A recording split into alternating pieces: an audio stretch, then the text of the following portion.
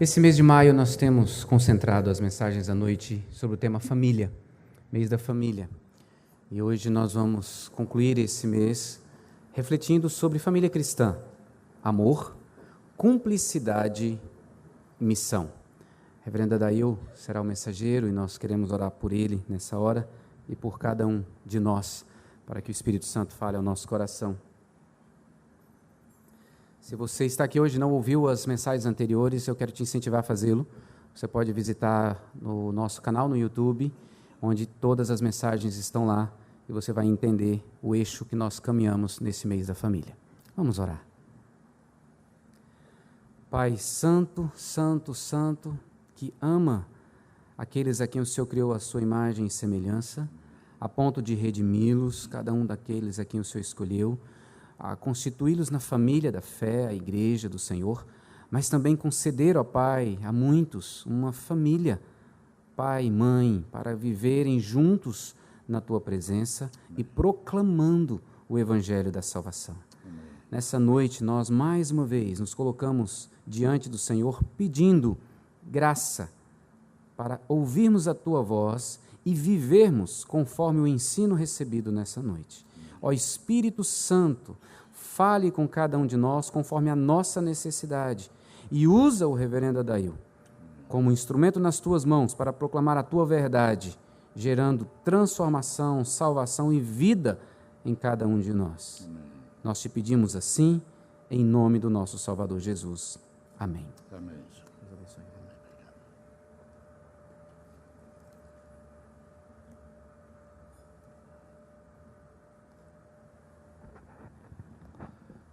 Meus amados irmãos e irmãs queridas, boa noite.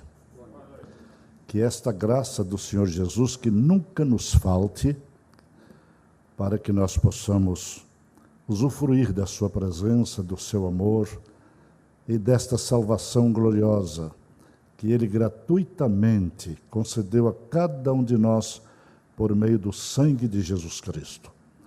Obrigado pelo privilégio que os senhores me dão de estar aqui. É muito bom estar aqui e falar das grandezas de Deus para a nossa vida.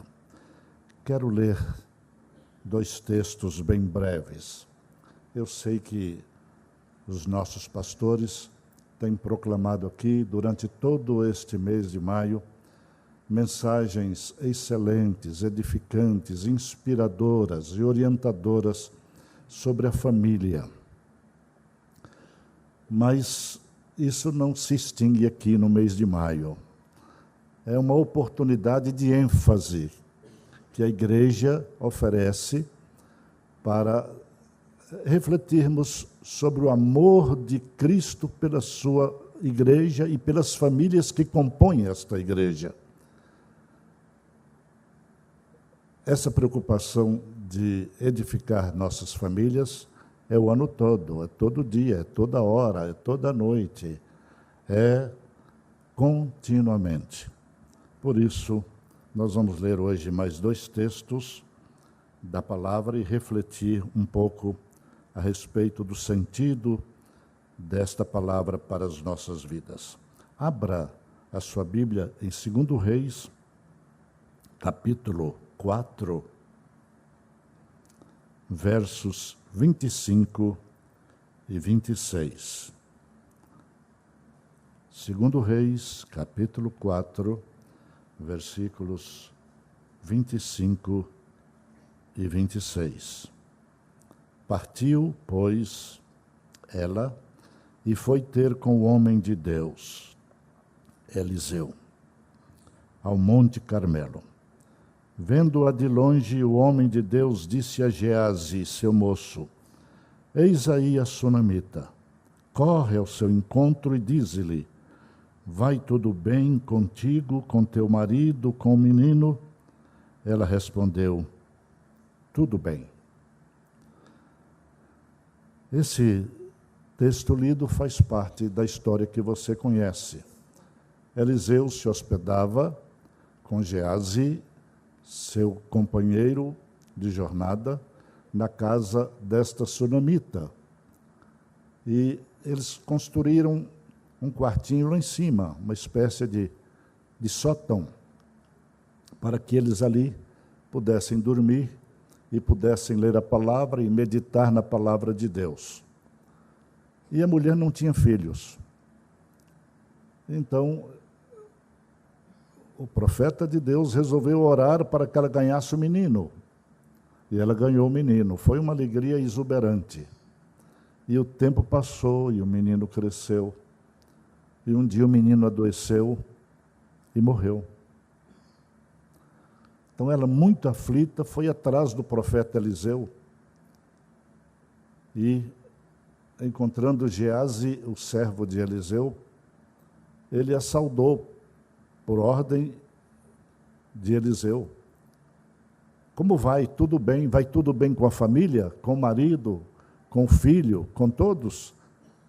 E ela disse, tudo bem.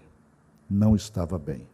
Às vezes nós respondemos assim, vai tudo bem em nossa casa, vai tudo bem em nossa vida, mas as coisas não vão bem.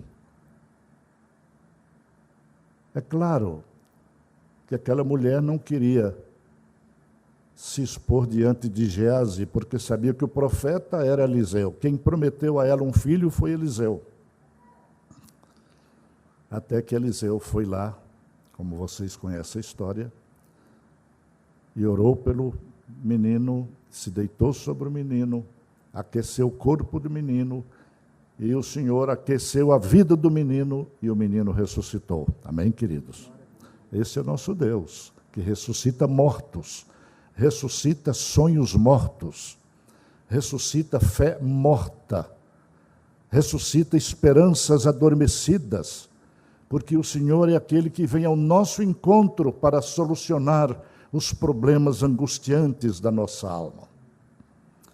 E outro texto está em Deuteronômio 22, verso 8, que diz assim, quando edificares uma casa nova, far-lhe-ás no terraço um parapeito, para que nele não ponhas culpa de sangue, se alguém de algum modo cair dela. Firmados nesses dois breves textos da palavra de Deus, é bom a gente começar perguntando como vai a família brasileira, como vão as famílias no mundo inteiro, como vão as famílias nas igrejas cristãs, nas igrejas evangélicas, como vão as famílias em nossa igreja, como vai a sua família, a minha família. E esta é uma resposta que nós temos que dar diante de Deus, queridos, com toda a transparência do nosso coração, com toda a sinceridade de nossa alma, porque a família está no coração de Deus. Foi Ele quem a criou, quem a estabeleceu aqui na terra, para formar a família maior, que é a sua igreja, através da qual Ele quer proclamar ao mundo e está proclamando as boas novas dia a dia para a salvação de pecadores. Qual é o nosso conceito de família? Você sabe que no Antigo Testamento nem existe a palavra família. A palavra é casa, para representar a família. E casa, no original, é Bet. E daí vem algumas palavras. Betel, casa de Deus. Betsaida, casa de misericórdia. Casa de pesca. Betesda, casa de misericórdia. E a palavra para família, no Velho Testamento, é também casa. É casa. A palavra de Deus diz que a arca do Senhor ficou 3 meses na casa de Obed. Mas o sentido desta palavra é que a arca estava no meio da família de Obed, o servo de Deus. Josué, no final do seu ministério de líder guiando o povo em direção à terra prometida, ele resolveu fazer um repto, um apelo àquela gente toda, para que eles pudessem renovar a sua fidelidade ao Senhor. E ele foi muito direto quando diz: agora, pois, temei ao Senhor e servi-o com integridade e com fidelidade. Lançai fora os deuses idólatras, aqueles aos quais os vossos pais serviram, lá da além do rio Eufrates. Mas, e vós? A quem escolheis servir? Os deuses dos amorreus, idólatras, ou o verdadeiro Deus? E ele fez a sua confissão: eu e a minha casa serviremos ao Senhor. Vamos repetir, queridos: eu serviremos ao Senhor. Amém, queridos? Esta é uma declaração que deve ser repassada de sinceridade de nossa alma, para que nós andemos na presença do Senhor e levemos os nossos filhos e a nossa família a andarem também nos caminhos do Senhor. A família em Israel era a base vital de todo edifício social. E no Novo Testamento, a casa, às vezes, estava identificada com a igreja, porque a igreja começava sempre em alguma casa, em casa de alguém. Não havia templos. E Paulo aos Romanos, capítulo 16, escreve: saudai a Priscila, Áquila e a igreja que está em sua casa. Saudai a Filemon, eu saúdo a Filemon e a igreja que está, Filemon, em tua casa. Aqui no Brasil, a história do evangelismo começou assim. Os missionários vieram, não havia templos, eles se reuniam nas casas daqueles que se convertiam primeiro. E eu tenho certeza que aqui, nesta igreja, há irmãos e irmãs que tiveram avós e bisavós que hospedaram missionários e que hospedaram pregadores do Evangelho, mas que também na sua casa houve reuniões para a pregação do Evangelho.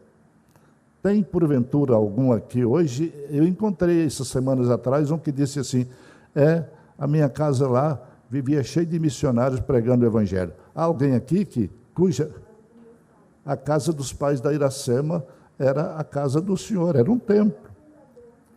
É fundador de igrejas, eu o conheci com muito respeito e com muita admiração. Então, a casa está identificada com a igreja, mesmo no Novo Testamento, porque a igreja começava numa casa de crente. Então, queridos, há tantas histórias que nós podemos relembrar de irmãos que abriram sua casa para que ali fosse pregado o Evangelho. Mas eu quero dizer uma coisa importante. Não é a igreja se reunir em nossa casa que é o fundamental para a nossa vida cristã, mas é a nossa casa ou a nossa família ser a própria igreja, ou parte da igreja do Senhor Jesus. Amém, queridos? A sua família é a igreja do Senhor Jesus, sua família é parte da igreja do Senhor Jesus. Davi, um dia chegou ao profeta Natã e disse: olha, eu moro numa casa boa, uma casa que é um palácio, casa de cedros, mas a arca do Senhor vive aí numa tenda, e eu queria construir uma casa para o Senhor. E Natã se entusiasmou e disse assim: Davi, a ideia é boa, pode construir a casa. Ele não tinha consultado o Senhor. Quando ele foi consultar o Senhor, disse: diga a Davi que eu não preciso de casa feita por mãos dele, não. Eu quero fazer de Davi casa. Queridos, a palavra de Deus diz que nós somos o templo do Espírito Santo. a casa de Deus, a morada de Deus, a habitação de Deus. E nós devemos andar e viver como esse templo vivo, essa casa do Senhor, para proclamar as boas novas da redenção em Cristo Jesus. E em Deuteronômio 22, 8, há esse texto que nós acabamos de ler. Quando edificares uma casa nova, far-lhe-ás no terraço um parapeito. Para que era o terraço? Para a reunião da família. Para que era o parapeito? Para proteger as pessoas a fim de que não caíssem de lá do terraço. Terraço era lugar apropriado para a família se reunir, para a família ter a sua recreação, mas antes de recreação, um refúgio espiritual. Era um lugar de oração, lugar de meditação na palavra. Os irmãos se lembram de Pedro. Simão Pedro estava lá em Jope, na casa de Simão Curtidor. Era hora sexta, meio-dia, hora de fome. E ele, em vez de pedir comida, subiu ao terraço e foi orar. Mas Pedro era um judeuzão de 4 costados. Ele não gostava de gentio. E quando ele começou a orar ali, o Senhor fez descer na visão um lençol cheio de animais, amarrado pelas 4 pontas. E o Senhor disse a Pedro: Pedro, mata e come. Você não está com fome? Mata e come. E o que é que Pedro respondeu? Senhor, como eu posso comer comida animal imundo? Eu não posso comer coisa imunda, porque eram animais de unhas fendidas e judeus não podiam, em absoluto, comer. Mas o Senhor estava acima de tudo isso. E o Senhor estava querendo dar uma lição em Pedro. E daí chegam os emissários, lá daquele homem que era um centurião, Cornélio, que estava orando. Ele ainda não conhecia Jesus, mas era um homem que estava buscando o Senhor. E o Senhor revelou a ele: olha, há um homem chamado Simão Pedro lá em Jope, ele está orando lá no terraço. Mande 2 emissários lá para que ele venha pregar aqui e esse povo que você reúne aqui possa conhecer Jesus.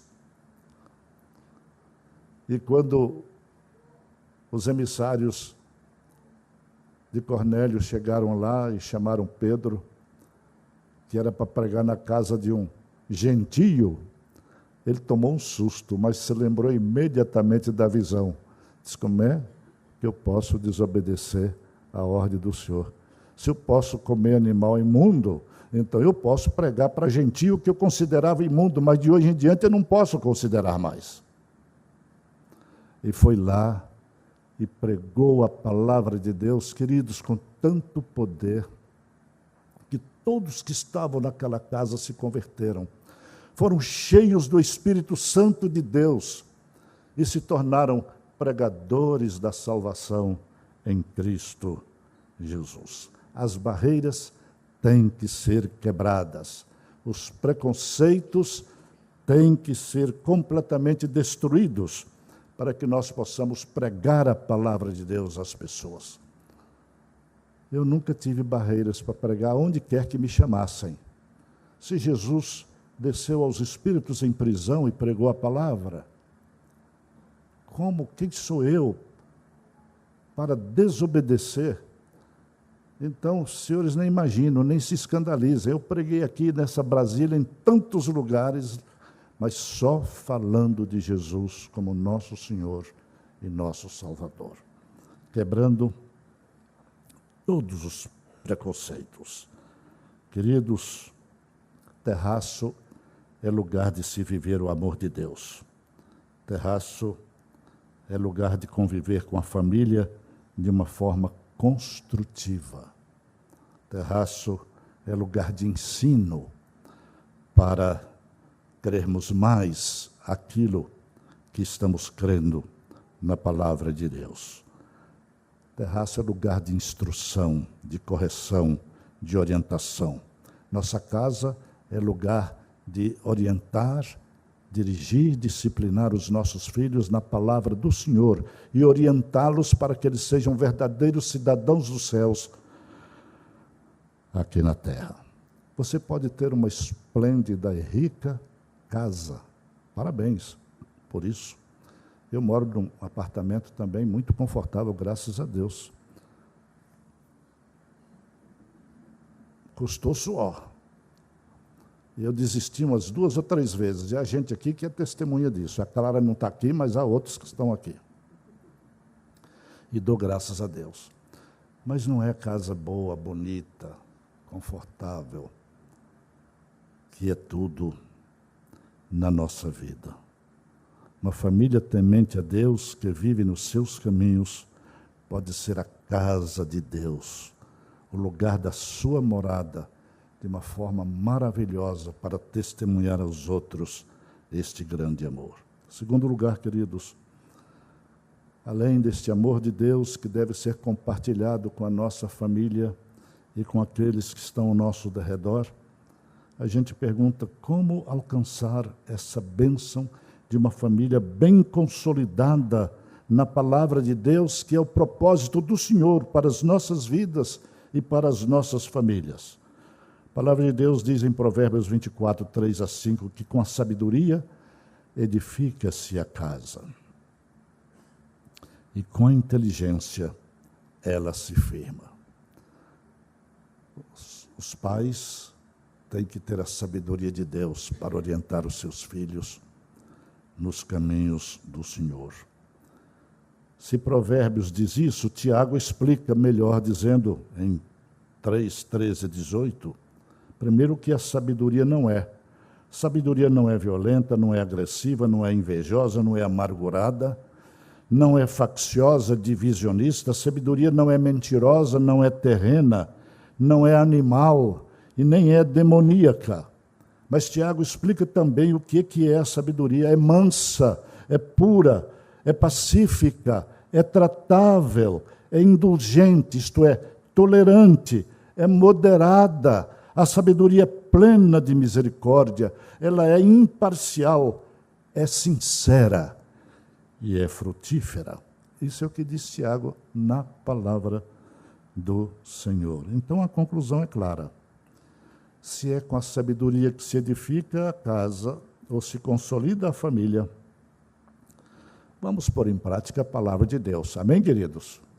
Vamos ensinar aos nossos filhos a palavra de Deus com amor, claro, não com imposição, não com agressividade, não com violência, mas com amor, falando e ouvindo, trocando as experiências.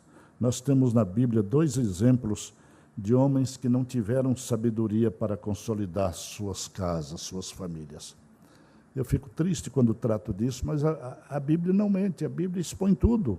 Eli foi um sacerdote e não criou seus filhos nos caminhos do Senhor. E deram um trabalho enorme a ele, trouxeram vergonha ao sacerdote, porque eles não estavam agindo bem na casa do Senhor. E Davi, um rei. E eles sofreram consequências terríveis por causa de seus filhos. Queridos, nós não podemos entristecer o coração de Deus, deixando de orientar os nossos filhos. Eu fico emocionado quando essas crianças, domingo após domingo, vão para suas classes para ouvir a palavra de Deus. A igreja faz a sua parte. Nós precisamos fazer a nossa parte.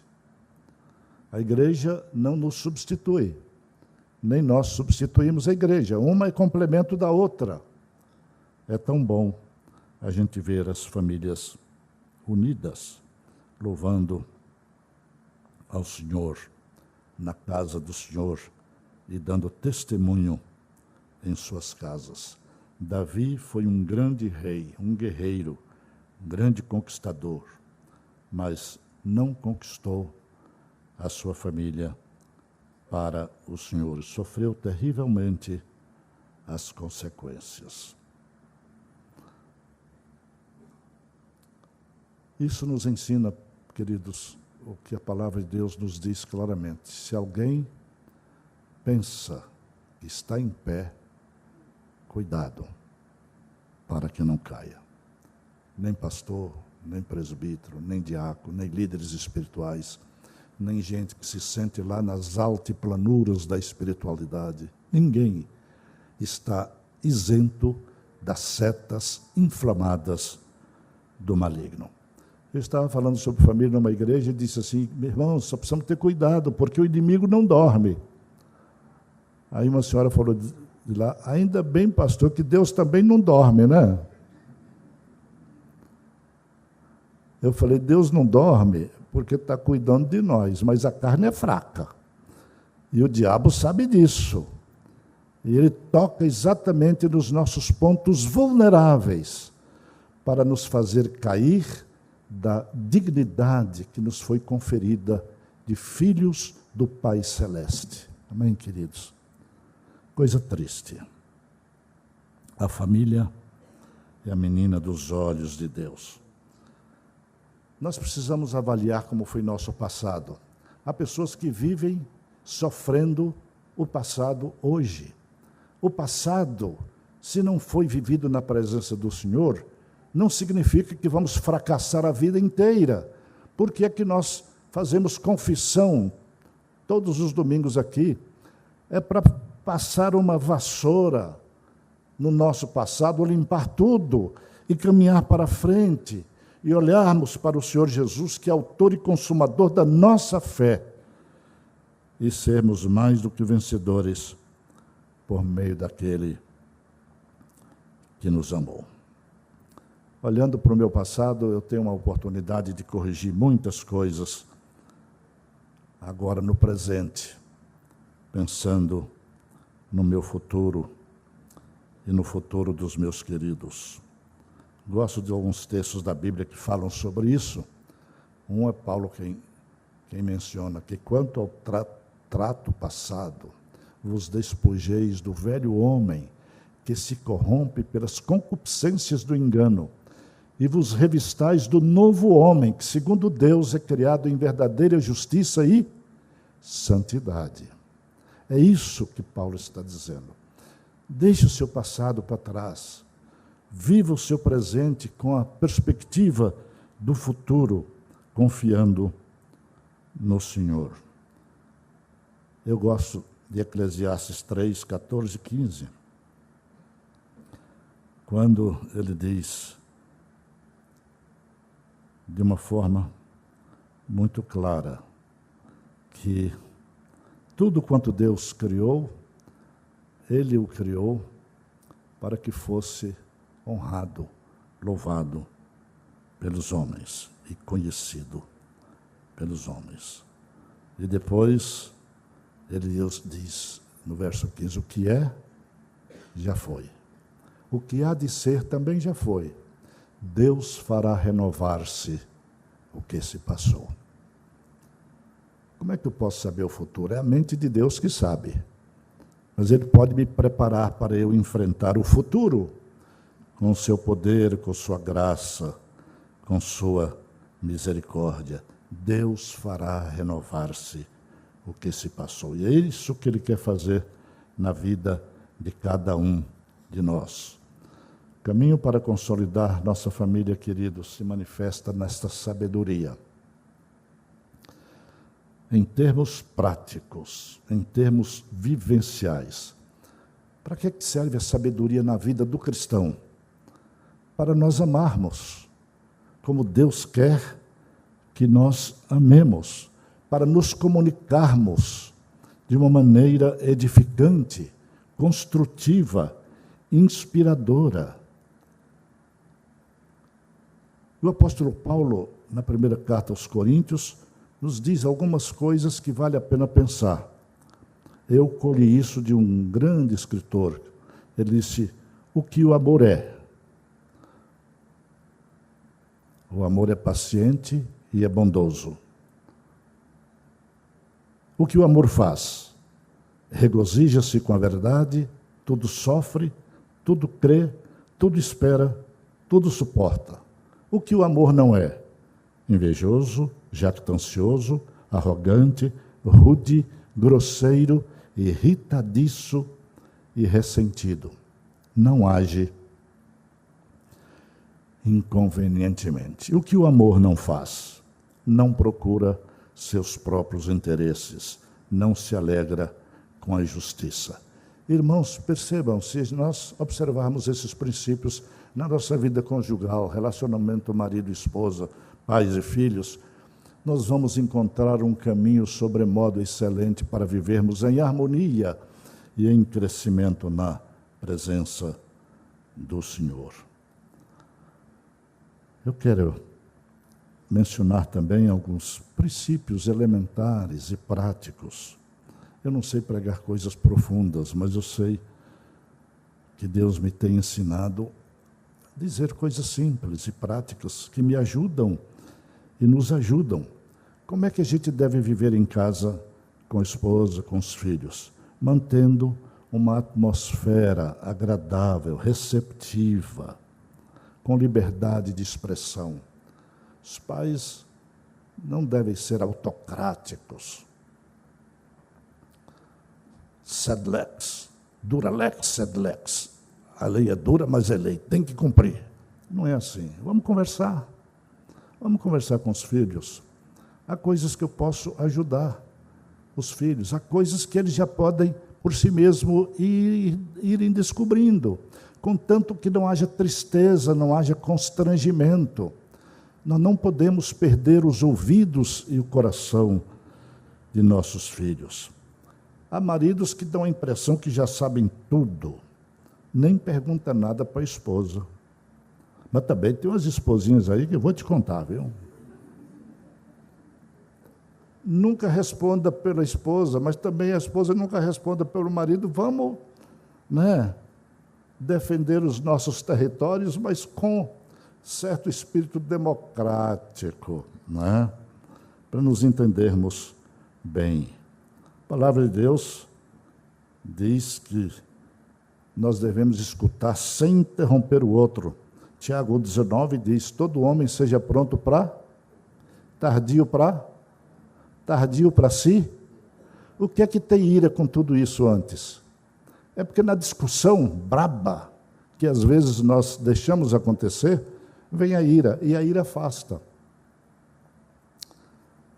Um dia perguntaram para mim, você, quando discute com a sua mulher, você ganha ou perde? Eu falei, acho que eu perco todas. É porque eu prefiro ganhar o coração da minha mulher, da minha esposa, do que ganhar discussão. Ganhar discussão é bobagem. Discussão só altera os ânimos. Eu não sou superior a ninguém, nem a ela, nem ela é superior, nem o pai e a mãe são superiores aos filhos, nem os filhos aos pais. Nós vivemos numa família com limites de responsabilidade, mas cada um no seu pedaço, como diz o meu genro, cada um no seu quadrado, e mais respeitando uns aos outros, ouvindo uns aos outros. Quem aprende a ouvir, meus queridos, é muito mais sábio de quem não sabe ouvir. Provérbios 18:13 diz que responder antes de ouvir é estultícia. E o que é estultícia?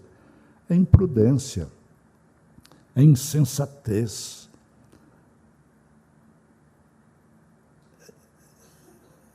É bobeira. Bobeira, responder antes de ouvir. Você nem sabe o que é ainda, vai perder a discussão logo. Alguns, para não perder a discussão, elevam a voz, gritam, É o pior pedaço. Jamais se torne rixento ou rixosa. Dizem que algumas mulheres são rixosas, mas eu já vi muito homem rixento.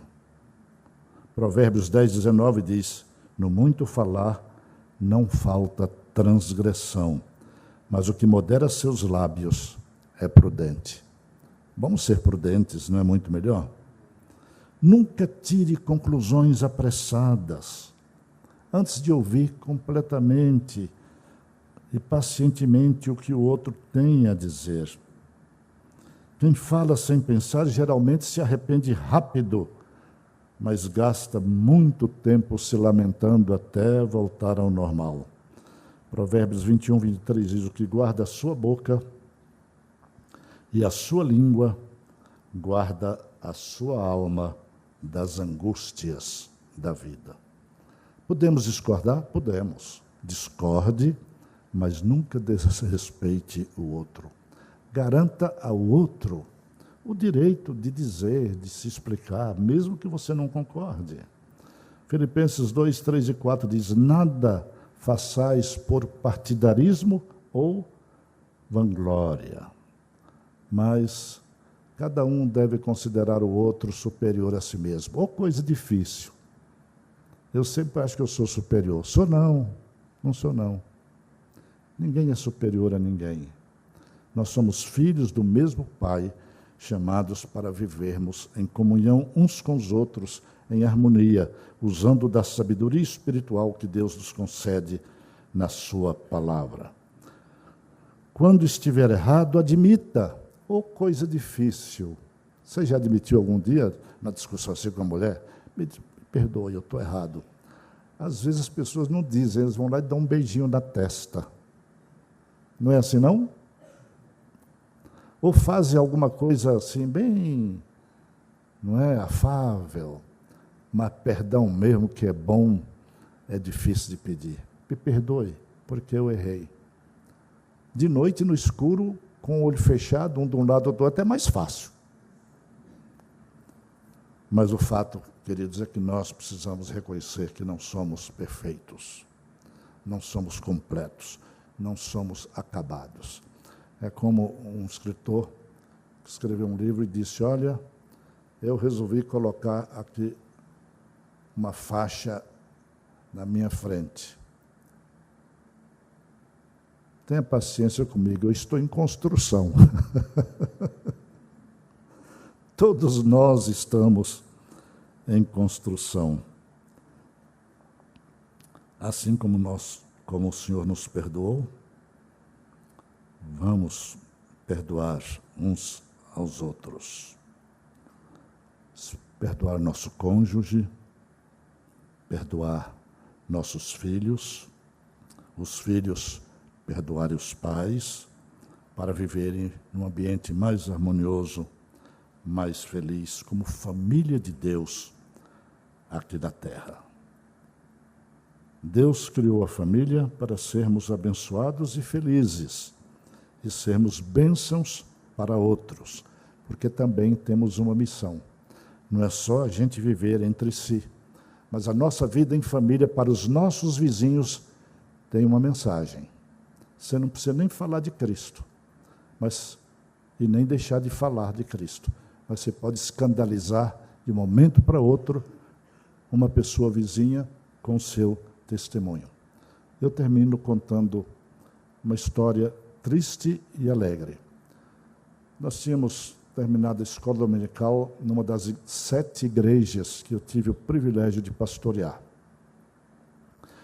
Logo que terminou a escola, eu me dirigi para casa. A casa não era tão longe do templo. E quando eu estava descendo, uma pessoa me abordou e disse: pastor, vá na casa de fulano de tal.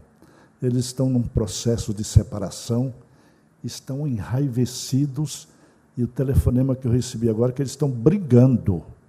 Eu falei: mas brigando assim de discussão? Não, fisicamente. Falei: meu pai do céu. Um homem que tinha sido líder da igreja. Aí eu peguei o carro e corri lá. Meus irmãos, quando cheguei lá, a coisa estava feia. Eu até pensei 2 vezes se entraria naquele meio. Mas Deus me mandou e eu fui. Eu nunca tive medo de separar brigas, já separei algumas, sabe? Mas de marido e de mulher é mais difícil. E eu entrei no meio e tentei separar e me protegi para não tomar um sopapo. Meus irmãos, movimento vai, movimento vem, até que, pela graça de Deus, botei um para lá, outro para cá. Eu era forte naquele tempo, viu? Isso tem aí mais de 40 anos. Aí, depois que separei, ele olhou para mim, enraivecido, baixou a cabeça assim. Ela, a mulher, se derramando em lágrimas. Sabe o que eu disse para eles? Não disse mais nada além disso. Vocês não pensam que testemunho terrível vocês estão dando para os vizinhos? Estão aí aos berros, aos tapas, que vergonha! O homem ficou tão envergonhado que saiu enraivecido. Eu falei, esse, humanamente falando, não volta nunca mais. A mulher ficou chorando, chorando. Aí é que foi o problema. Ela botou a cabeça aqui no meu ombro, ela estava muito maquiada, porque tinha saído da igreja, e chorou muito aqui, num terno mais ou menos novo, uma camisa branquinha, branquinha. Quando eu cheguei em casa, a Clara falou, o que é isso? Aí eu fui explicar, né? Ela falou, Adail, joga essa camisa fora. Eu falei, eu? Minha filha, você não sabe de nada do que aconteceu. Foi assim, assim, assim, assim. Mas eu não quero mais saber dessa camisa. Eu falei, tá bom, fica com a camisa. Irmãos, eu perdi a camisa, mas aquele casal foi restaurado. Foi restaurado. Depois de algum tempo, eu os encontrei um dia numa igreja. E ela veio solícita conversar comigo, e ele assim de lado. O homem sempre tem mais vergonha, né? Ficou assim de lado. Ela, pastor, nós estamos tão bem, que felicidade. Eu falei, que bom, minha irmã, que ótimo. E ele ficou assim do lado, ela disse, e meu marido hoje é pastor de uma igreja, reverendo. Eu falei, minha filha, como Deus faz milagres, né? E assim terminou aquela história. Você tem uma missão a cumprir como família. Nós temos que viver em amor, nós temos que ter uma cumplicidade entre pais e filhos, esposo e esposa, e nós temos uma missão, que é, pelo exemplo da nossa família, trazermos outros aos pés do Senhor Jesus. Que Deus os abençoe.